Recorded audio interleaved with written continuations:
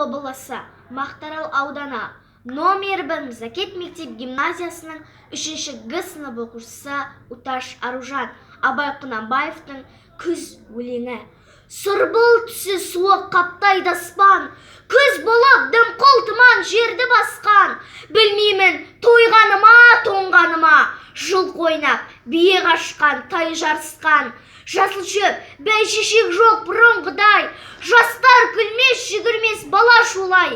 Қайыршы шал кемпірдей түсі кетіп, жапырағынан айырылған ағаш қурай. Біреу малма сапсыйды салып ен, салбырыңқы тартыпты жыртық киім. Енесіне иіртіп шуда жібін, жас қатындар жамайды жыртылған ен. Қастырына қатарланып қайтса бермен, астында ақ шымшы жүр ол бір керуен.